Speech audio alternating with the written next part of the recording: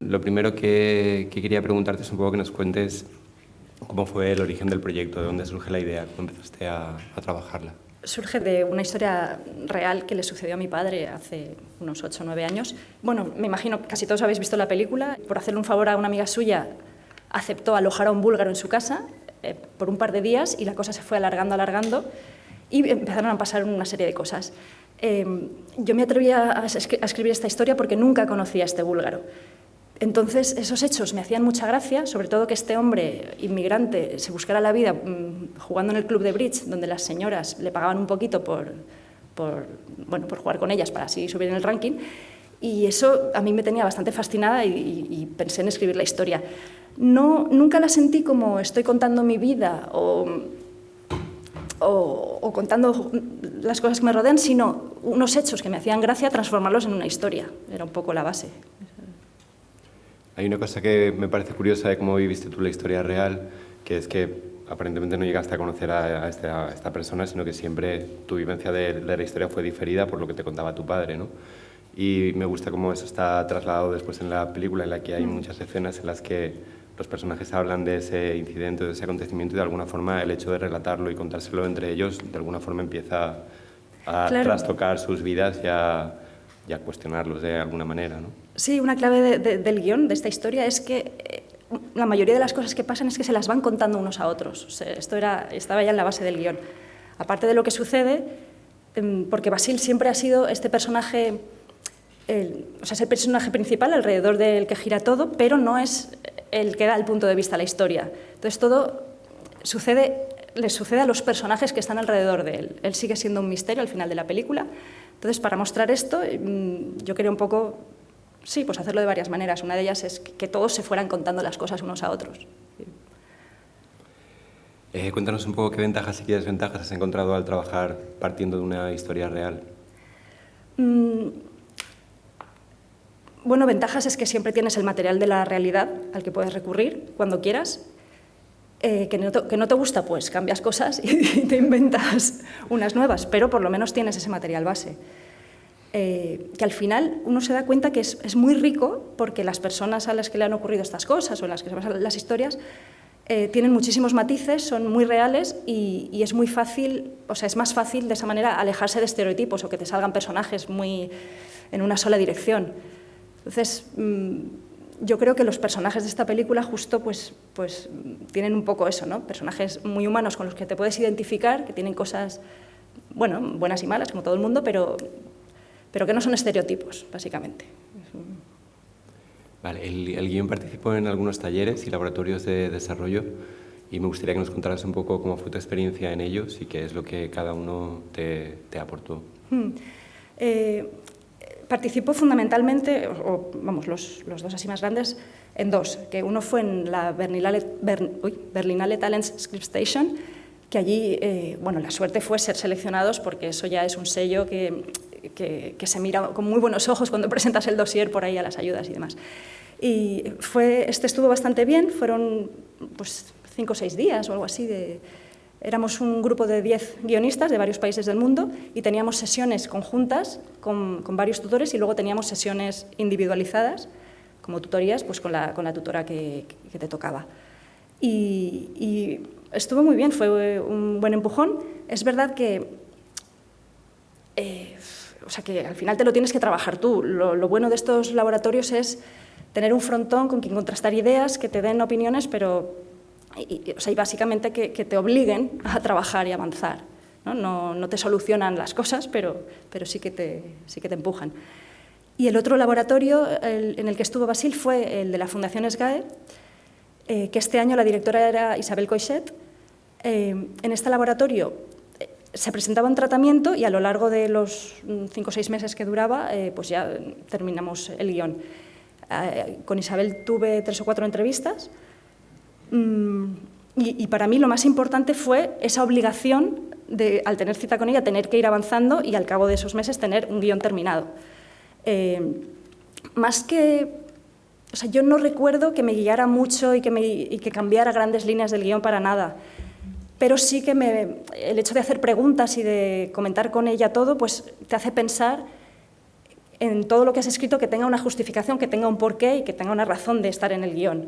Eso es lo mejor. Y luego, ya que estamos con lo del laboratorio, lo que sí que me pasó en ese laboratorio, que es, vamos, lo más válido de todo el recorrido, es que cuando lo terminamos, Isabel Coixet le gustó bastante el guión y me puso en contacto con Míriam Porta, con la productora, porque me dijo, mira, conozco a esta productora que creo que este guión le encajaría muy bien y os voy a poner en contacto. Y Míriam lo leyó y quiso producirlo. O sea, ya solo por eso ya vale la pena apuntarse al laboratorio y lo que sea. Vale, ¿y cómo fue el proceso en cuanto a tiempo y en cuanto a versiones? El proceso de elaboración, ¿cuánto tiempo te llevó? ¿Cuántas versiones hiciste? Y también un poco cómo fue cambiando, claro, si hiciste cambios significativos a lo largo del proceso, si hubo momentos en los que a lo mejor algún problema o algo que se te resistía, pues conseguiste resolverlo y qué fue, etcétera. La verdad es que el grueso o sea, lo que era la historia principal, incluido el final, que siempre estuvo claro, estaba bastante definido desde el principio. Sí que estuve, pues lo típico que piensas, bueno, ¿qué pasa si quitamos al personaje de la hija o qué pasa y tal, probando alguna cosa? Pero al final siempre volvían y la historia final se parece bastante, mejorada, pero en líneas generales se parece bastante a la inicial. A nivel de tiempos, sí que es un proceso lentísimo porque además yo iba trabajando y es lo de escribir un guión, los pasará a todos. Tienes un arrebato, escribes 2 meses, estupendo, luego paras, en 3 o 4 meses ni lo tocas, luego vuelves, que te apuntas a un laboratorio y tienes que hacerlo, pues venga, ahora sí. Y va un poco a trompicones. Yo creo que el proceso entero de guión, igual fueron 4 años, una cosa así. Pero claro, con muchas paradas y yo mientras pues trabajando de script y haciendo otras cosas. Yo al principio de los primeros 20 o 30 minutos, mientras veía la película, yo la estaba reescaletando en mi cabeza. Y entonces una de las cosas que me chocó mucho fue el inicio. Me llamó mucho la atención que la película empieza ya directamente con Basil en la casa y con Carra, el personaje de Carra, Alfredo, contándoselo a su hija. Yo pensaba, pero bueno, a ver, presentad primero al personaje principal, veamos un poco su mundo, luego ya poner el detonante, que sea el búlgaro que viene a casa y todo lo demás. Y nada, luego ya me di cuenta que tú ya la habías escaltado bien, que no hacía falta que siguiera haciendo ese ejercicio, pero sí me quedé un poco con la curiosidad de cómo fue esa decisión, ¿no? De empezar así, de ese inicio, que a lo mejor no es muy canónico, no es muy convencional, o a mí no me lo pareció. Claro, a lo mejor no es canónico, pero a mí tampoco me parece que se salga mucho de lo normal. Sí que para mí es un planteamiento de intenciones, o sea, con ese además es un plano, secuencia básicamente, de Alfredo en la cama a oscuras, con el teléfono y la hija. Mira, por una parte, estamos empezando con Alfredo y su hija, que realmente son los protagonistas de la película. Aunque todo gire en torno a Basil, una de las cosas que me dijo la tutora en Berlín fue, si tú empiezas una película con un personaje y lo acabas con ese personaje, ese es el protagonista.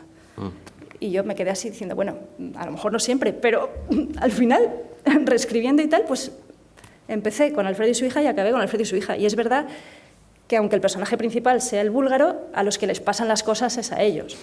Entonces, y luego aparte me gusta mucho empezar con las historias ya en el meollo, o sea, in media res, vamos, ya con el búlgaro ya allí, todo ya empezado, y que poco a poco te vayas dando cuenta de lo que pasa. Por supuesto está la fórmula que funciona muy bien de presentación, tal, y entonces el detonante pasa esto, pero si te lo puedes ahorrar, pues... Sí, totalmente. A mí me gusta mucho el inicio, como es ahora, y es verdad que es muy coherente con el resto de la película y que plantea un poco cuál va a ser luego el tono y las dinámicas.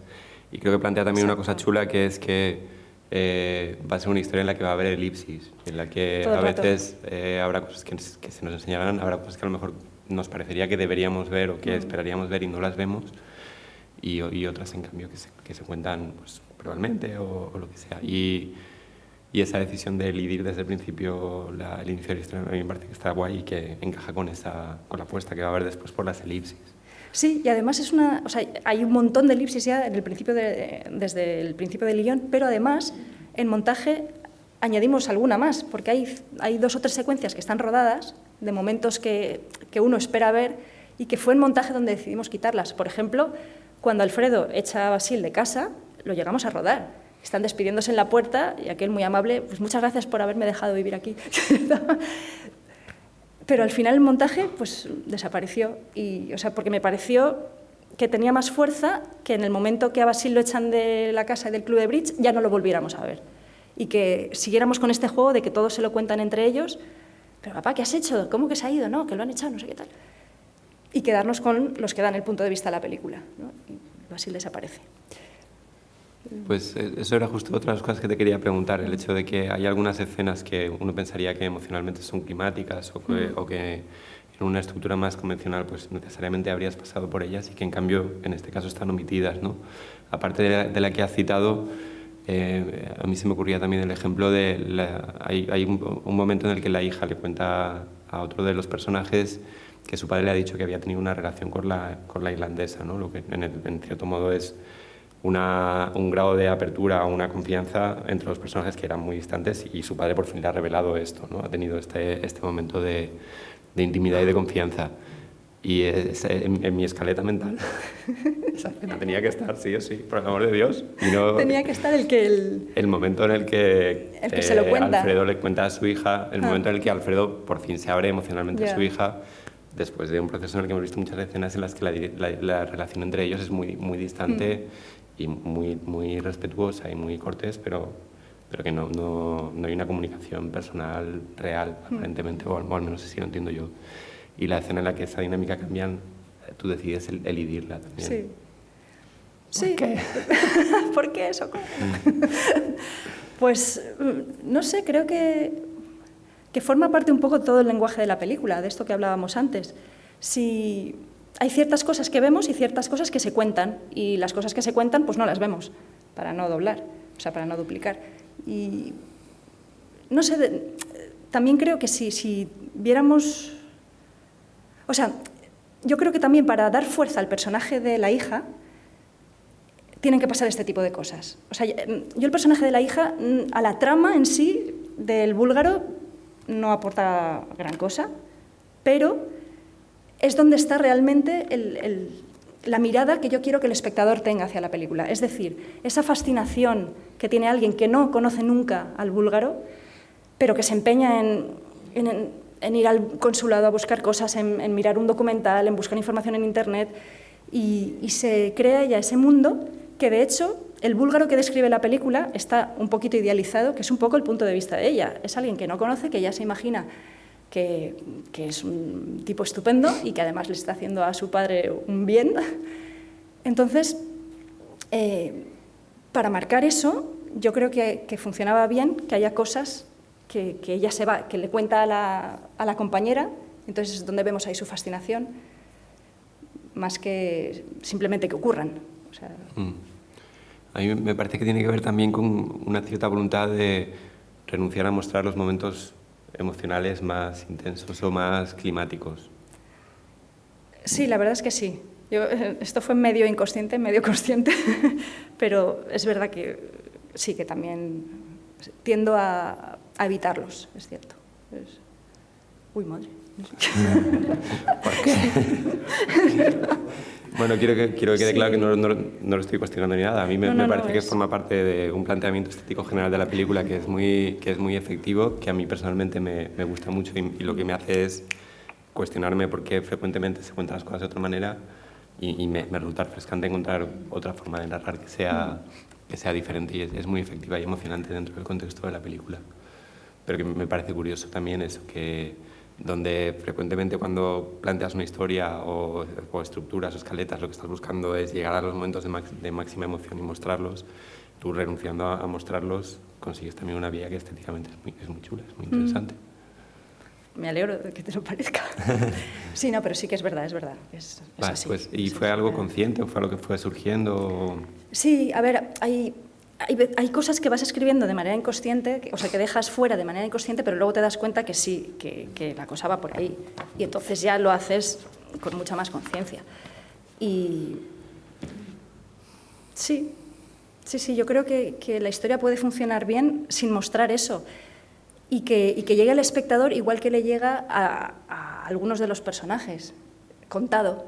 O sea, esta historia va mucho de contar historias todo el rato. O sea, a mí esto me lo cuenta mi padre, yo lo oigo todo a través de sus palabras y de ahí hago la película. En la película lo mismo, los personajes se van contando todo entre ellos y el propio búlgaro va contando sus historias. O sea, esta transmisión oral de toda la información tiene mucho peso. Y creo que hay algo chulo en eso, que es que hay un relato acerca de un personaje que está siendo de alguna forma transformado por la llegada de otro, y a su vez ese relato va transformando a las personas que hay en su entorno, y en cierto modo, si te pones en la posición de espectador, lo que estás viendo de alguna forma también, ese relato que tú haces en la película, de alguna forma también puede transformarte a ti, ¿no? Si lo lees adecuadamente. Vale, continuando con lo de ¿no has sido ortodoxa? No. Nada, no hay un conflicto muy claro, o por lo menos yo no lo vi. No, el protagonista no tiene tampoco ningún objetivo, aparentemente, entendiendo como dices tú, que a mí también me lo parece, que el protagonista es el personaje de Alfredo y secundariamente la hija. Sí, no, es cierto, es cierto. ¿No? O sea, sí que lo hay, pero está bastante diluido. Sí que hay un esqueleto claro de, pues, o sea, el búlgaro buscar trabajo, encontrar trabajo, encontrar casa, tal. Alfredo busca hacerle un favor a su amiga y bueno, lo que busca, ¿qué busca? Lo que propone la película es que al final hay un acercamiento padre-hija, lo que tú decías, un personaje externo que produce que al final haya un pequeño arco, un pequeño cambio en el personaje de Alfredo de intento de acercamiento a su hija, que Basil le ha enseñado un poco a comportarse con menos frialdad o algo de eso. Pero es muy curioso porque esto lo voy a decir solo aquí. Mi idea inicial cuando escribí este guión, o sea, lo que yo quería hacer de verdad es contar esta historia y que al final no hubiera pasado nada a nadie, o sea, que este búlgaro no hubiera dejado ninguna huella, que desaparezca y todo siga exactamente igual. Y esto a mí me parece muy potente como idea, pero cinematográficamente funcionaba fatal. Entonces tuve que renunciar, aún pienso que se podía haber hecho de alguna manera, no sé. Vale, entonces la idea era que no hubiera objetivo, ni que no hubiera tampoco ninguna transformación, ni ningún arco, ni nada, ¿no? Claro. Avelina, por favor. Ya, ríñeme. No, al final dejé una cosa suave, pero bastante realista. O sea, no sé, el búlgaro al final se marcha, o sea, le va mal todo, se va, pero ha dejado una pequeña huella. Sí. Hombre, me parece curioso que intentaras eso, pero yo creo que justamente lo que cierra la película y lo que le da lo que te da un cierto disfrute como espectador es esa pequeña transformación que se ha producido, ¿no? Esa semilla que ha dejado en cada uno de los personajes y cómo ha transformado un poco ese mundo, ¿no? Creo que eso es lo que hace funcionar muy bien la estructura al final. Sí, que aunque sí, los personajes no tengan objetivos definidos o que no sean explícitos o lo que sea, sí que hay esa transformación. Exacto. Sí. Vale, nada, me gustaría que nos hablaras también un poco del tono. A mí es una cosa que siempre me resulta muy difícil de definir y de entender cómo se trabaja y cómo se consigue y cómo se logra. Creo que en el caso de tu película sí que tiene un tono y una personalidad muy clara, ¿no? Una mezcla un poco entre minimalismo y cotidianidad. Y me gustaría saber cómo lo trabajaste desde el punto de vista del guión. Y también dentro de ese tono incluiría un poco lo del humor, que también claro. Me parece que es un factor importante, ¿no? Que hay como un humor muy sutil en muchas partes de la película que de alguna forma la atraviesa y contribuye a ese tono. Sí, yo creo que siempre he escrito con un tono muy parecido. No sé si sería capaz de hacerlo de otra manera, pero sí que busco no dramatizar mucho nada, o sea, busco lo cotidiano y busco situaciones extrañas, o sea, lo cotidiano no que no pase nada anormal, sino que las situaciones tengan un punto de extrañeza y pasen cosas, pero que las contemos desde la cotidianidad y siempre incluyendo un poquito de humor. Es un humor, en general, que te hace levantar una sonrisa nada más, no te vas a reír en carcajadas nunca, aunque luego en algún pase sí que he oído risas y que al principio me sorprendían mucho. Pero sí que me parece que ese tono entre el extrañamiento y con cierto humor, pero contando cosas que no necesariamente son graciosas, sino al contrario, cosas que tienen su profundidad, pues funciona muy bien y se adapta muy bien a cómo yo cuento las historias. Curioso, porque justo creo que es la segunda secuencia de la película, es básicamente lo que has descrito, yo creo. Es cuando están desayunando Alfredo y Basil, y es una situación súper cotidiana, de dos personas tomando el café, que no hay nada más cotidiano que eso. Pero hay un elemento extraño de extrañamiento, que es que estén juntos estos dos hombres. Y hay también un punto de humor, ¿no? Es divertido verlos tomando un café sin saber muy bien qué Sí, que no tienen nada que decirse, que cada uno mira a un lado, así como, bueno, vale, pues aquí estamos, compartiendo techo, pero sí, pues sí, esa secuencia define muy bien el tono de toda la película. Vale, pues háblanos también un poco del personaje de Basil, que yo creo que aunque da título a la película y es un poco el personaje que contribuye, bueno, que hace un poco de columna vertebral de la estructura, ya lo hemos comentado antes en la charla, no es en realidad el protagonista, ¿no? Sino que es más bien como un personaje que sirve de detonante o de catalizador para hacer que un grupo de personajes que tienen una vida como muy un tanto cerrada o ya un poco convencional o fosilizada, pues de repente vean al llegar este elemento extraño, de alguna forma les remueve o les hace plantearse la posibilidad de cambiar. Háblanos un poco de cómo lo construiste o cómo lo definiste y si siempre tuvo esta función, si siempre te lo planteaste así. Sí, con lo que comentábamos antes de esta visión que... O sea, lo importante de la película es cómo los demás personajes reaccionan a este nuevo elemento que se introduce. Esta es una estructura que hemos visto en otras películas también. Entonces, yo creo que sí que ese puntito de idealización del personaje, aparte de por lo que comentábamos antes del punto de vista de la hija, es también para darle a la película un cierto tono de fábula, que alguna vez lo hemos comentado. Y sí, relacionado con el tono que comentábamos. Y a ver, es que, ¿cómo era la pregunta? La pregunta era un poco cómo habías construido el personaje. ¿Cómo habías construido el personaje de Basil y si siempre había tenido esta función de catalizador? La función siempre la ha tenido. Y yo quería, Basil, mostrarlo desde los ojos de los 4 personajes que circulan alrededor, básicamente. Y ver cómo funcionaba en la casa con Alfredo, ver cómo funcionaba en el club de bridge con estas señoras, ver cómo se lo imaginaba la hija, ver cómo iba con la irlandesa buscando recursos sociales por ahí. Pero sí, es casi siempre como un acompañamiento del personaje con el que está en ese momento. De hecho, hay un momento solo, bueno, lo vemos pulular por la ciudad, pero un momento que lo vemos a él en la cola de la oficina del paro, que se enciende un cigarrillo y dices, uy, este no es el Basil que me han mostrado hasta ahora. Este hombre ha dicho que no fuma y de repente... Entonces es un pequeño momento que dices, ostras, es que realmente no sabemos nada de él. ¿Estará fumando porque las cosas le van muy mal y está nervioso? ¿O le ha mentido al otro? ¿O qué? Pero ahí lo dejo, ¿no? Como que nunca sabremos de verdad nada sobre este personaje porque no profundizamos lo suficiente. Otra cosa que me gusta del personaje de Basil es que es un poco como la antítesis del personaje de emigrante que estamos acostumbrados a ver en muchos relatos, ¿no? Es un tipo inteligente y resolutivo que no tiene ninguna compasión por sí mismo y que simplemente sigue adelante.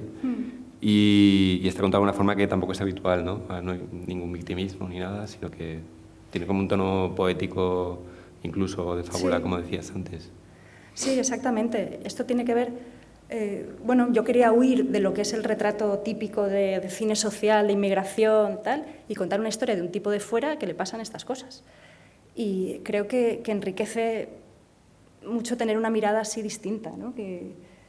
Y aporta mucho al tono de la película, alejarse un poco de lo típico que estamos habituados a ver, de cosas más sociales o cómo se cuentan, ¿no?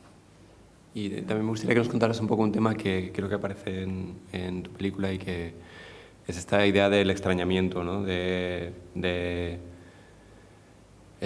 personajes que no entienden muy bien cómo funciona el mundo o qué es lo que tienen que hacer para encajar en él. Eso es algo con lo que me siento muy identificado. Vamos. Me gustaría que ampliáramos un poco sobre eso. También que nos contaras cómo se sale de ahí. No lo sé. A ver, yo es que me paso el día entero extrañada por cómo funciona todo a mi alrededor. Me imagino que os pasará a todos. Pero cualquier cosa. Entonces es mi día a día. Y me he dado cuenta que todos los personajes de todos los trabajos que he escrito, dirigido, lo que sea, son así, son personajes desnortados que intentan encontrar un poco su lugar porque les extraña todo lo que sucede alrededor. Y quería mostrar esto siempre, en todas las historias, siempre, a veces con más, o sea, de manera más consciente, a veces menos, pero siempre está muy presente. Es algo... Y creo que nunca nadie encuentra del todo la respuesta así en el sitio.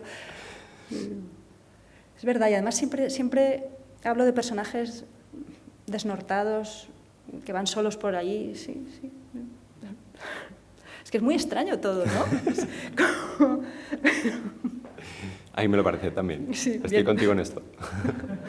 Sí, es que somos muy torpes, es como, ¿dónde te colocas? ¿No? ¿Cómo me relaciono con estos? Y a este, ¿cómo le hablo? Yo qué sé, pues yo me paso así la vida. A veces se nota menos, pero... Hay algo también de ese extrañamiento, de esa torpeza a la hora de relacionarse en la relación entre el padre y la hija, ¿no? Que tienen como unos rituales y una serie de fórmulas con las que se sienten cómodos, como lo de la comida semanal y unas conversaciones así más o menos superficiales, pero cuando llega Basil y eso se trastoca un poco, es interesante cómo evoluciona esa relación, ¿no? Y creo que también es una de las cosas que da una de las claves de la película, ¿no? O que Sí. acaba de cerrarla. Sí, es la clave. De hecho, estas dos personas, padre e hija, han encontrado esta manera de situarse en su relación, que es básicamente no meterse en lo que hace el otro. Entonces, mi padre es así, él hace esas cosas, mi hija es así, ella hace esas cosas. Y pues así estamos bien, pues ¿para qué tocar nada? Entonces, cuando alguien trastoca un poquito eso y uno, en ese momento, ese elemento externo hace sentir a los dos que tienen falta de algo más, pues les da un pequeño empujón. Hay otro tema en la película que me gusta mucho, que es sobre la posibilidad del cambio, ¿no? Yo lo he visto en mi padre, sobre todo, y ahora que me voy haciendo mayor, lo veo en mí mismo también, que es que te vas haciendo, la idea del cambio te va resultando cada vez más intolerable. Sí. La idea de cambiar algo de tu propia Totalmente. vida o personalidad cada vez es como más repulsiva. Creo que esa idea está muy presente en Alfredo, ¿no? Que es una persona que ya parece que no tiene ninguna ganas, ninguna posibilidad de cambiar, y es bonito, creo que el final de la película lo redima de alguna manera y deja un poco la idea de que siempre hay una posibilidad, ¿no? De que siempre uno puede cambiar de alguna manera. Sí, eso es un poco lo que contamos. De hecho, claro, también a mi padre le pasaba que por el hecho de hacerse mayor, por un lado, por supuesto, tiene este rollo de que ya no quiere cambiar nada y que tiene sus rutinas, y eso es lo que le salva un poco, ¿no?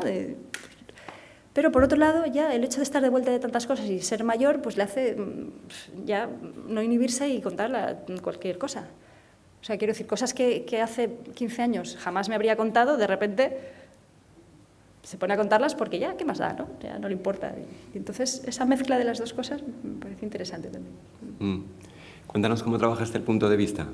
Hay escenas que están vistas a través de Basil, hay otras que que seguimos más al personaje de Alfredo, otras a la hija. Hay como un pequeño puzzle, pero me llama la atención el hecho de que no tienes la sensación tampoco de que sea una película compleja en ese sentido, y hay como una unidad global bastante fuerte, a pesar de que vayas... Yo prácticamente no era muy consciente de ese cambio de punto de vista mientras la veía. Sí, al final, no, es una estructura muy sencilla de ir alternando un montaje paralelo entre los diversos personajes, siguiendo una cronología lineal y girando en torno a Basil. Pero vamos, el punto de vista, la mirada general de la película es de los personajes que se quedan en España, como lo ven a él, y sí, no creo que haya ningún conflicto ni líos de cambiar el punto de vista y que se note y tal, sino que vamos pasando de unos a otros en un punto de vista más general. Ya está. Te quería preguntar también hay varias escenas en las que vemos a Basil, como has dicho tú antes, deambular por la ciudad, y nada, me gustaría saber un poco qué criterio tienes, o que en una película que como decía, que como hablábamos antes, toma decisiones muy claras sobre qué es lo que se muestra y qué no, qué es lo que se cuenta en una elipsis y qué no. Me llama la atención que tuviéramos escenas de transición, digamos, de un personaje andando. ¿Qué función crees que tienen, o qué emoción querías que propiciaran. Por un lado, quería contar que un personaje que solo tiene un sitio donde dormir tiene que pasar el día por ahí. O sea, esa sensación de cuando estás en una ciudad que no es la tuya, que no tienes casa, que tienes que estar fuera, pues quería transmitir de algún momento. Y para mí eso son paseos, sentarse en el banco, estar en la ciudad, o sea, mostrar que no tienes casa. Luego también su búsqueda de trabajo, o sea, son cosas que cualquiera imaginaría a este búlgaro haciendo, o sea, alguien que no tiene casa haciendo por ahí, ¿no? Y también, por otro lado, quería mostrar un poco la ciudad, de esa manera, la ciudad, una ciudad que no fuera la típica Valencia a la que estamos acostumbrados, sino una ciudad indeterminada, de tamaño medio grande, mediana, en sus distintas áreas. Pues cada parte de la ciudad iría casi asociada a un personaje, ¿no? Pues la zona universitaria donde trabaja la hija, la zona del ensanche donde vive el padre, Ruzafa, el Carmen, barrios más populares donde él busca trabajo, el río donde él pasa más tiempo cuando está ocioso, y hacer al final un mosaico, una composición que contara de alguna manera la ciudad y contara esta vida fuera de casa de una persona que no tiene casa. Bueno, yo creo que es un buen momento para abrir el turno de preguntas. Tened un poco de piedad de mí, por favor. Y preguntad para que no tenga que seguir hablando. Tengo más preguntas y puedo hacerlas también, pero estando como estamos en familia, seguro que tenéis cosas más interesantes que preguntar que yo mismo. Rodar aquí en la ciudad de Valencia, ¿cómo ha sido eso de rodar aquí en la ciudad de Valencia? ¿Ha sido interesante? ¿Es fácil rodar aquí? Sí, es bastante fácil. Comparado con Madrid y Barcelona, por ejemplo, a nivel de producción es sencillo. Lo que nos pasó a nosotros es que nos tocó rodar en pandemia y lo que fue, o sea, más allá de los protocolos de rodaje, que eran un rollo patatero y tal, el conflicto fue que los planos exteriores tuve que reducirlos bastante porque siempre se colaba alguien con mascarilla. Entonces costaba el doble de tiempo rodarlos y tenía pues, el equipo de producción y dirección por ahí escondidos en las esquinas para que no pasara nadie. Entonces, pues, algunas secuencias que estaban planeadas en 3 o 4 planos los hicimos en 1 o 2. Pero aparte de eso, Valencia, muy cómodo, muy bien.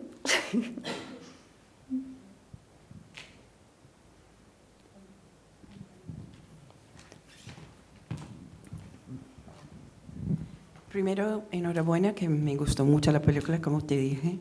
Muchas preguntas ya los has hecho tú, con lo cual me quedo con 2.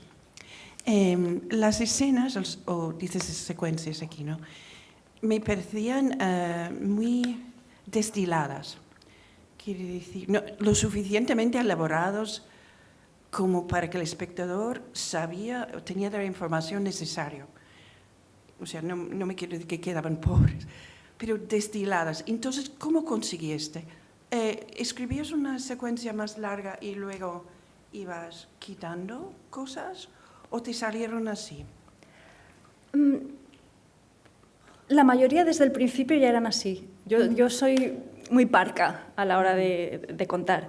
Me doy cuenta que a veces necesito incluso un poco más de información de la que pongo.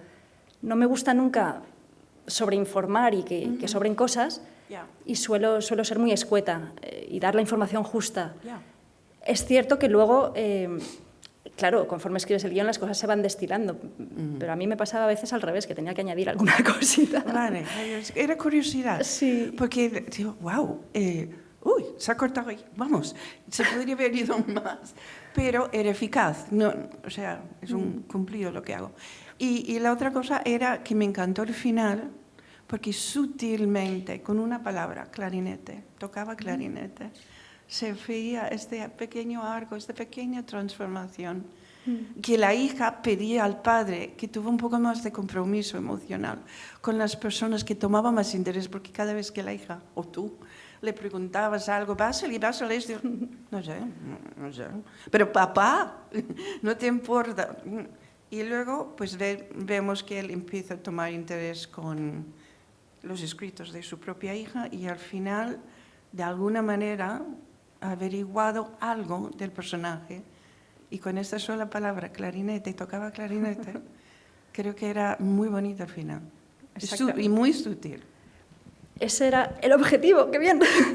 No, sí, y además esa frase estuvo muy pronto en el guión. Desde las primeras versiones. Sí. tenía clarísimo desde siempre que Basil se iba a ir, eso por supuesto, y esa frase del clarinete salió enseguida. Y versión tras versión iba allí. En el montaje hubo un momento que nos planteamos dejarla o quitarla, pero es como, no, vamos a dejarla. Y lo bonito también es justo lo que has explicado, eso es lo que funciona, pero que también que Alfredo lo diga en presente. Basil toca el clarinete, como diciendo, en realidad sí que me ha dejado cierta huella, sí que me he fijado en lo que me cuenta, aunque pareciera que no. Un poco. Y este hombre sigue existiendo en algún sitio. ¿Y por qué, por qué pensáis quitarlo? Pues porque de repente cuando estábamos montando esa secuencia, el plano de Alexandra, o sea, de la hija, al final, mirando al padre, quedaba así como un poco ñoño, ¿sabes? De, ay, mira, mi padre, qué mono, tal. Y dije, a ver qué tal funcionaría una cosa mucho más seca, sin la frase del clarinete y sin esa mirada. Pero bueno, sí, era más seco, funcionaba, pero tenía menos gracia. Y dije, caray, y además es que con la frase del clarinete montamos toda la banda sonora. O sea, de repente, claro, al hablar con el músico, vamos a hacer toda la música original de la película con clarinete, y así fue. Vino clarinete bajo y clarinete normal. Y entonces la cosa acabó de cerrarse. Pero...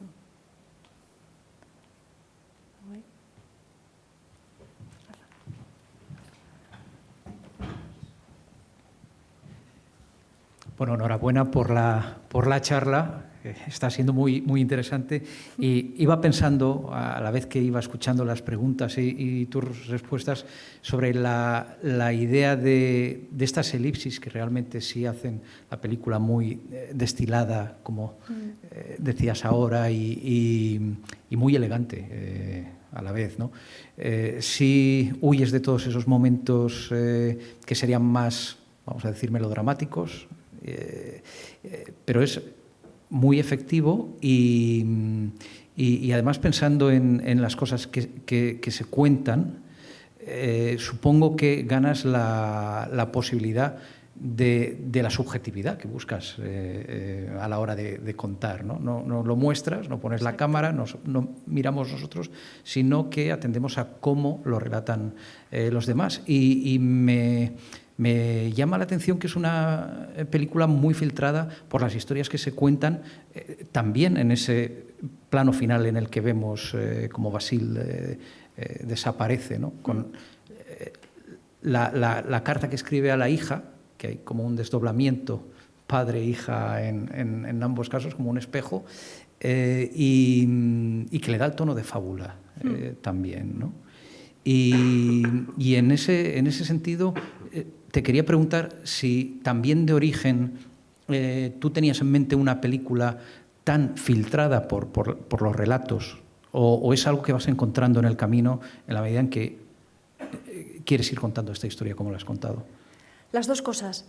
Desde un inicio ya pensaba que tendría una parte importante el hecho de que las cosas se las contaran unos a otros y no ver muchas de ellas, y luego durante el proceso y durante el montaje todavía fueron cayendo más, de manera que esta idea fue todavía más potente y más presente. Sí, esas cosas que te planteas al principio, pero que conforme las trabajas van tomando más cuerpo, y dices, pues aquí estaba la cosa, ¿no? Sí. Sí, es verdad que la historia que cuenta Basil sí da mucho más el tono de fábula, y la de los protagonistas aparentemente no, pero la conclusión del clarinete tan certera yo creo que también hace que podamos no tanto revisar retrospectivamente todo como sentir todo lo que has vivido a partir de esa... Claro, y yo creo que hay una sensación que quería también transmitir, que es la que yo tuve antes, o sea, cuando empecé a escribir la historia, es la sensación de haberte perdido algo. Es decir, vale, todas estas cosas que no he visto, que han pasado, que yo podía haber sido más protagonista, que podía haberme acercado más, podía haber conocido a este búlgaro y que me contara más cosas y tal, me lo he perdido. Me lo he perdido, he cogido unas briznas un poquito de aquí y de allá, y de ahí tengo que reconstruir la historia, pero qué pena no haberla vivido más, ¿no? Más en profundidad. Lo cual contribuye también a la fábula. Claro, claro, ¿no? claro. Eso. Está presente esto, sí. Claro. Bueno, ya muchas de las preguntas, en realidad... Rafa no va a hacer falta, ¿eh? No las repito y que las responda de nuevo, Sí, mejoradas. puedo. Bueno, para bromas, coincidió que vimos la película juntos, Miguel y yo, y sí que nos gustó muchísimo y felicidades. Yo te quería preguntar, has hablado de los laboratorios y talleres en que has participado. Entiendo que el primero fue el de SGAE y después ya una vez tenías productora, ya participaste en Berlinale. O, lo digo, no sé, por si esa primera versión de guión esa primera versión del guión con la tutoría de Isabel Coixet, si digamos de esa... La pregunta fundamental que quería hacer es, una vez en un laboratorio, hay muchas de las decisiones que tomas en guión que, como decía Miguel, son muy poco canónicas, muy poco ortodoxas dentro del mundo del manual. Entonces, ante una ópera prima, ante una guionista que no tiene un gran bagaje, ¿cómo defiendes? ¿Cómo es tu sensación de...? Porque entiendo que muchas de las posibles notas o de los posibles comentarios irían hacia busquemos algo más... No sé, ¿cómo ha sido tu trato? Sí. Digamos, te has hablado de empuje, que no es una palabra demasiado elegante a la hora de...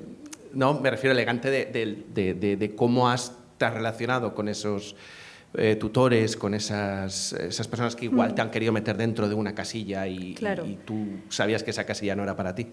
Claro, lo de los laboratorios, esto lo comentamos el otro día, es verdad, tienen un doble filo. O sea, por un lado, están muy bien, sobre todo porque cuando hablaba de empuje me refiero a que te obligan a trabajar. Estímulo. Exacto, estímulo que tienes que sentarte y escribir porque tienes una entrega. Y eso es lo que mejor funciona cuando tienes que escribir un guión. Vamos. Lo que pasa es que también es verdad que depende mucho del tutor que tengas y de quién o sea, de cómo entiendan el proyecto y de cómo lo comenten, porque puedes o no sacar nada o resultar muy útil. Y sí que es verdad que en algunos laboratorios sí que sucede que tienen una tendencia a homogeneizar los proyectos, porque las cosas que se salen un poquito de la línea natural son muy difíciles de justificar y de decir, esto está muy bien. Pues no lo sé, puede estar muy bien o puede no estar, no lo sé. Sin embargo, las cosas canónicas y tal pues son mucho más fáciles de justificar, de explicar y de decir, vale, esto funciona. Entonces, es verdad que tienes que tener un trabajo constante de defender las ideas en las que tú crees de verdad. En mi caso, no recuerdo notar mucha resistencia. Lo que sí que recuerdo es, bueno, pues esto que me están diciendo no me sirve, pues esto lo olvido. Esto que me dicen podría ser, lo voy a incorporar o tal. Y con la productora sí que tuve bastante suerte porque la primera vez que hablé con Miriam ya tenía una versión de guión bastante parecida a lo que luego ha sido la película y le gustó, con lo cual ya las discusiones que teníamos eran más pequeñas. Sí que ella siempre me empujaba un poquito si se nota un poco más esta relación que mejora padre-hija, un poquitín más, y yo, bueno, un poquitín menos, bueno, un poquitín, sí. Pero fueron cosas muy razonables, o sea, porque ella entendió enseguida la historia de que iba y cómo quería contarla, y apostó por ello. Que eso está muy bien, que un productor entienda bien el proyecto y apueste, ¿no? Eso se agradece mucho. Te quería hacer otra pregunta que es un poco más anecdótica en el sentido del elemento Bulgaria dentro de la historia, que evidentemente bebe del original, bebe de lo que pasó realmente, pero ¿hasta qué punto hubieras traicionado Bulgaria por otra coproducción? Lo estuvimos pensando y valoramos Rumanía, valoramos varios países que podían funcionar exactamente igual de bien. A mí lo que me gustaba mucho de Bulgaria, y por eso al final optamos porque fuera Bulgaria, pero claro, Rumanía me resulta muy atractivo porque yo he visto muchas más películas rumanas que búlgaras, se hace mucho más cine en Rumanía y hay grandes actores. Y yo ya tenía ahí varios fichados y digo, ostras, ¿te imaginas este y tal? Pero Bulgaria lo que tiene para los españoles es que no sabemos nada de ella. De Rumanía conocemos alguna cosa más, o los rumanos nos resultan más cercanos, pero dices, un búlgaro, Bulgaria. O sea, ¿alguien conoce, como dice la película, alguna ciudad que no sea la capital? O sea, yo no conocía ninguna. Entonces, ese punto de desconocimiento de algo que es tan cercano me parecía que le aportaba bastante a la película. Por eso decidimos Bulgaria. No hubiera funcionado con otro, ¿eh? Seguro no es solo lo que dices el misterio y lo exótico, que es verdad, sino la palabra búlgaro. Sí. La palabra búlgaro es adorable en sí, ¿no? O sea, Sí, solo por sí, cómo ¿no? suena. Si hubiera sido, está en mi casa un rumano, no es lo hubiera sido lo mismo. mismo. Está en mi casa, incluso húngaro, bueno, húngaro podría haber sido húngaro, a lo mejor. Húngaro o búlgaro, pero No, fuera de ahí. búlgaro lo mejora porque el ortodoxo, el cirílico, o sea, es Claro. enigmático totalmente. Es como, Exacto. ¿de dónde ha salido este hombre? Es un Búlgaro alien. que juega al bridge, ¿pero qué dices? Es como... Es verdad. Hola, Belina. Nada, yo quería preguntar, ahora que estáis hablando del proceso, de los talleres y todas estas cosas, o sea, nos estás contando un poco cómo lidias con la idea que tú tienes de tu proyecto y cómo la quieres llevar adelante, ¿vale? Pero hay un proceso también que es inverso, pero al mismo tiempo es el mismo, que es no lidiar con lo que tú quieres contar, sino la duda de si lo que tú estás contando está realmente bien relatado como quieres contar, es decir, lo entiende el lector o el posible espectador futuro, lo que te dicen sobre tu propio proyecto y esas dudas que supongo que tú también tendrías, porque creo que son comunes, que te genera a ti en la cabeza, ¿no? Hasta el punto de que, claro, en muchos aspectos te puedes llegar a plantear, vale, pues no está bien expresado lo que yo contar, por lo tanto tengo que cambiar algo, a lo mejor eso que me están sugiriendo es mejor o peor o lo que sea, ¿sabes? O sea, es un poco lo mismo, pero a la inversa, en el sentido de un poco de ese proceso, ¿no? De decir, bueno, pues a lo mejor no está claro, es verdad, tengo que hacer esto. No tanto defender tu proyecto como ese reverso, ¿no? De la misma historia, que es parecido, pero... Sí, total, va en los dos sentidos. De hecho, yo me di cuenta que estas ideas iniciales que yo me manejaba de que no dejara huella ninguna y tal, a mí me causaban un interés profundo, pero nadie las entendía. Entonces dije, esto pues, no debe estar bien, o debe estar bien en mi imaginario, pero no para hacer una película que quiero transmitir cosas a otros, porque no se está entendiendo. Y sí, es un camino de ida y vuelta todo el rato, sí, lo que tú dices. Y al final... Igual, más que se entienda o no, es qué satisfacción da al espectador, ¿no? O qué conclusión ofrece y cómo de tolerable eso es para según qué espectador. Sí, también. Porque, quiero decir, la película ahora emocionalmente es muy satisfactoria, yo creo, y en parte es por ese desenlace. Creo que si finalmente no se hubiera producido ese cambio, la película podría ser comprensible igual, pero trasladaría ya otro mensaje o dejaría otra emoción, me parece. Claro, comprensible no me refiero a que no se entienda lo que sucede, sino que claro, que dices, ¿para qué me cuentas esto? ¿No? Sí. Un poco de... Sí, al final es quizás lo que tú dices, insatisfacción. Sí, es que hay una parte de este extrañamiento del que hablábamos que a mí me produce una fascinación en sí, pero que no es dramáticamente algo cerrado y que pueda funcionar, es solo una sensación. Entonces, para tú generar una sensación tienes que hacerlo a través de una historia, de unas acciones, de unos diálogos, con lo cual hay que adaptarse, sí, y encontrar pues, el camino que te ayude a expresar estas sensaciones, aunque no sea exactamente la idea original, pero bueno, al final la sensación sí que es parecida. Entonces, uy, qué mal me he explicado en esto.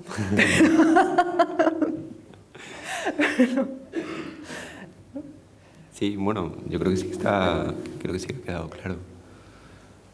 A mí me parece que es una buena decisión y me parece valiente también lidiar con las notas que supongo que habrás tenido y mantener las decisiones creativas, eso que en muchos casos me parece que no son muy convencionales. No sé si, bueno, no, estaba pensando si queréis que os cuente dos cosas que se eliminaron de la película. Uh-huh. que estuvimos ahí como... sobre todo con compañeros que siguieron el montaje, estuvimos unas discusiones enormes. No, déjalo, no, quítalo, no. Muy divertidas. Una de ellas fue que hacia el final de la película, la hija, cuando Basil ya lo habían echado del club de bridge y el padre ya lo había tirado de casa, la hija se presenta un día en el sitio donde comen juntos y le da al padre un billete para Canarias para que se lo dé al búlgaro. Y entonces el padre se queda así como diciendo, ¿y esto? Entonces es ese gesto inútil, absurdo de la hija, pero que es como su pequeña aportación en su universo de hacer algo por este hombre. Entonces, pues comprarle el billete a Canarias, porque si no, no se puede ir. Y que el padre no llega a entender del todo, ¿no? Pero claro, esto tuvimos ya una discusión en rodaje muy fuerte con Carra Elejalde, porque él dice, mi personaje jamás, o sea, esto, te cargas a mi personaje, porque de repente es la hija la que hace algo por el búlgaro y yo, ¿qué? Me dejas con el culo al aire. Y entonces fue muy curioso, porque cuando rodamos esa escena, no la entendía, o sea, Carra no la entendía, Alexandra y yo se la explicábamos nuestro punto de vista y tal, pero que dice, bueno, va, hago ahora una toma como vosotras decís, y le salía lo mismo que hacía, así como, ay, hija, un billete de Tenerife, ay, bueno, tal. Y yo, no. Y entonces, a mí eso en guión me gustaba, pero luego no acabó de funcionar y la eliminé. Y cuando Carra Elejalde después vio la película, me llamó para decir, Elena, me ha gustado mucho y gracias por quitar esa secuencia. Que no sé, yo, bueno, vale. Entonces, no sé si habría funcionado o no, si lo hubiera rodado un poco mejor, no sé. Tengo las dudas. Por aquí algunos piensan que sí. Ya, eso. Yo no me he atrevido a decir eso, que es lo que estaba pensando también. Ya, nunca sabré si lo hizo mal adrede o si no la entendía o si no... Que no le gustaba, estaba claro. Pero, no sé. Pero a mí eso que has contado me parece muy interesante del trabajo del actor, que yo a veces lo he encontrado y a veces no, y cuando lo he encontrado me parece que es muy valioso. Cuando un actor no solo se limita a interpretar el papel según está escrito el guión o según las indicaciones o lo que sea, sino cuando se considera a sí mismo guardián de su personaje y piensa qué es lo que su personaje haría y qué no. Eso puede ser muy molesto también cuando lo intentas dirigir, pero si está bien hecho creo que es muy de agradecer también. Claro. Y en el caso de intuitivamente y sin tener más información, a mí me parece que lo que decía Carra tenía su sentido, tenía su lógica. Sí, a mí me gusta mucho cuando el actor se apropia del personaje y ofrece este tipo de comentarios de ostras, es que mi personaje nunca haría esto, o haría esto, o reaccionaría tal. Por supuesto, esto parte de una base de que entienda bien el personaje, de que antes de iniciar el rodaje veamos que vamos en la misma línea. Que sí que ocurrió, Carra entendió muy bien el personaje y menos ese momento, luego tuvimos algún otro conflicto, pero no fue por el guión. No, todo bien. Pero claro, en caso de esa duda, la última palabra la tiene el director y eso el actor tiene que ser muy consciente. Y si, no sé, si al final le pides, mira, da igual, aunque no estés muy de acuerdo, hazlo porque confía en la directora que luego ya verás en montaje cómo va bien, ¿no? Y, hombre, hacerlo lo hizo. Y luego la otra trama que eliminamos en montaje fue una serie, bueno, eran 4 secuencias donde Basil iba a una clase de español para extranjeros. Entonces eran unas clases que tenían mucha gracia porque había pues 6 o 7 alumnos, había una marroquí, un albanés, 2 africanos, una china que venía con su hijo pequeño porque no podía dejarlo en otro sitio y se quedaba por allí, y una profesora, y Basil. Y entonces, en guión y como historia estaba muy chulo, sobre todo porque Basil, en esa clase para extranjeros, contaba otra de sus historias, que son tan bonitas, ¿no? O sea, yo es que no sé, cuando el búlgaro se ponía a contar esas historias con ese español extraño, yo me quedaba embelesada. Y esta fue, o sea, hasta el último día de montaje estuvimos, ay, la dejo o no la dejo. El problema que me pasó con esto es que solo tuvimos un día de rodaje, la mitad de los alumnos no eran actores, con lo cual el método de trabajo es un poco diferente, requieres un poco más de tiempo. No la planifiqué lo suficientemente bien, ellos no estaban muy bien, y aunque la historia de Basil y cuando él estaba, el búlgaro lo hacía de maravilla, no acompañaba. Entonces, noté que bajaba todo el nivel de la película, porque al final el nivel de una película lo da lo más bajo siempre, bueno, de una película de cualquier cosa. Y bueno, pues eso sí, recuerdo discutir, bueno, aparte de con los compañeros, con la productora, que también estaba ahí, ¿pero cómo vas a quitar la escuela? La montadora decía, quita esto, es horrible. Y estábamos, o sea, es que penúltimo día de montaje, dije, mira, no puedo más, me salgo de la sala y me fui a dar la vuelta a la manzana y al barrio y volví y dije, fuera, la quitamos toda, no quiero ir a nadie más. y lo eliminamos. Y claro, como nadie sabe que existe, pues nadie la echa de menos. O sea, no pasa nada. Pero esas cosas, es que cambia mucho, claro, lo que escribes en un guión que puede funcionar muy bien, luego según lo ruedas o según funciona, pues no sé, te lleva sorpresas, ¿no? Cosas que creías que esto, vamos, seguro, pues no. Esa era otra pregunta que te quería hacer. ¿Qué cosas cambiaron a raíz del montaje o del rodaje también? ¿Qué cambios tuvo el guión? En rodaje muy pocos, básicamente fue montaje quitar algunas cosas. Sí que, bueno, las cosas que dejamos fuera fue estas dos que os he contado y una secuencia que es muy curioso, porque hay una secuencia que fue bailando en el guión en varios sitios diferentes. Era una secuencia donde Basil paseaba por la calle, llegaba de noche y pasaba por delante de una galería de arte donde había una inauguración. La cámara está todo el rato fuera y él pasaba y en esa inauguración había una serie de personas ahí tomando una copita de champán y veía a Carmen, a la viuda del Bridge. Y entonces él se acercaba a la ventana a saludar y ella lo veía, pero como estaba ahí con su gente elegantona y tal, hacía como que no y se metía dentro y pasaba de él. Y entonces aquel se quedaba un poco cortado y se iba. Entonces esta secuencia jamás encontró su sitio en el guión. O sea, yo estaba enamorada de esa secuencia porque además tenía clarísimo cómo rodarla, en plan un escaparate desde fuera donde solo oímos el sonido de la calle y dentro están todos ahí de risas y tal que nunca oímos. O sea, digo, este pedazo de secuencia. Pero en el guión ya iba bailando continuamente. Si la pongo al principio, así ya entendemos esta mujer del Bridge que va a pasar de él. Si la pongo al final, va a contar lo mismo que cuando lo echan. ¿Qué pasó al final? Pues que no está la secuencia en la película.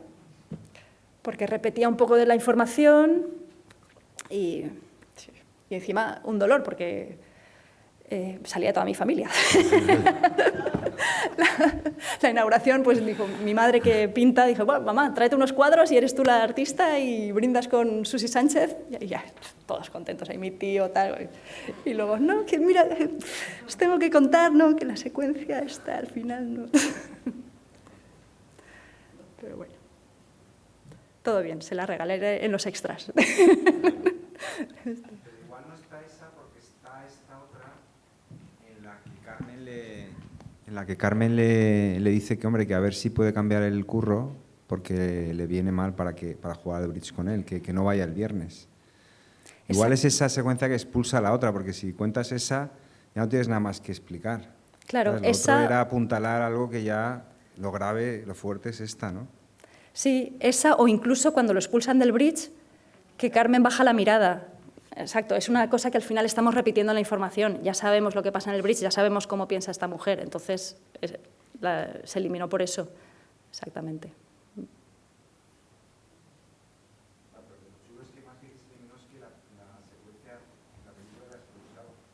Sí.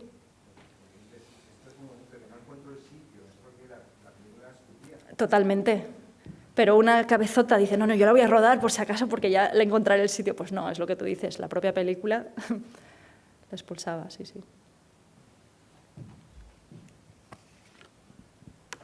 Me gustaría saber si supiste desde un inicio, desde que tuviste la idea, que ibas a dirigir tú la película y de qué manera eso interfirió en tu proceso de escritura. Es decir, cómo fue influenciándote el hecho de saber y qué matices introdujiste o no, o dejaste de sobreescribir por el hecho de saber que ibas a dirigirla tú, y si tuviste alguna vez la tentación de desprenderte de ella o no. Desde el minuto cero la escribí para dirigirla yo, y siempre lo tuve claro, iba en el pack. No, nunca pensé desprenderme de ella, porque es que, o sea, es la historia que encontré para mí, digamos, digo, esta historia la tengo que contar yo y la tengo que dirigir yo, porque además, al ser una cosa personal y todo eso, yo ya había hecho algunos cortos, algunos documentales, y esta por fin dije, pues esta historia es la que me va. No que sea mejor o peor, pero es la que va más conmigo. Eso clarísimo desde el principio. Y luego sí que es verdad, noto sin darme cuenta que al ir a dirigirla yo, escribo todavía con más parquedad, más escueto, porque como ya me lo imagino, digo, esto va a ser así. Quizás si la tuviera que dirigir a otro tendría que ser más explicativa o dar más información o poner más cosas, puede ser. Bueno, puede ser no, es, porque ya lo he ido viendo a lo largo del proceso, que claro, tú con 4 líneas, yo ya me monto la película y 4 líneas para otro, dices, ya, pero esto se queda muy corto. De hecho, los primeros guiones, algunas personas los leían y dicen, bueno, bien, sí, tal. Me sigue pasando. ¿Este primer guión de largometraje lo habías escrito? Sí, no, es el primero. ¿Y tienes algún proyecto ahora en marcha? ¿Algún guión nuevo que estás escribiendo? Sí, estoy ya escribiendo otro que ya la misma productora, estamos ya en fase de desarrollo y financiación. Ya tengo una versión 1,5, bueno, versión 2. Sí, va un poco, o sea, no sé cómo decir, tiene quizá un poquito más de peripecia o de intriga y tal, pero al final va a mantener un tono parecido, de personajes buscando un poco su lugar en el mundo. Extrañamiento, por favor. Extrañamiento, siempre. Sí. ¿Vendréis a verla? Bueno, si alguien tiene una pregunta más, pues adelante, y si no, pues podemos dejarlo aquí. Vale, pues nada, muchas gracias a todos por venir. Teresa, has hecho los agradecimientos antes, creo, ¿no? Muy bien, pues nada, entonces agradecerle a Avelina su presencia hoy y nada, darle la enhorabuena por la película y por los premios. Muchas gracias y gracias a vosotros también. Y nada, os esperamos también en próximas ediciones de Palabra de Guionista. Para estar un poco al tanto de las actividades que organizamos podéis suscribiros al canal de Telegram, que supongo que aparecerá aquí. Animaros también a todos, especialmente a los que sois guionistas, que imagino que sois la mayoría, en caso de que no seáis socios de DAB, a informaros sobre las actividades que hacen y animaros también a haceros socios. Avelina, esto también te incluye a ti. Y nada, muchas gracias.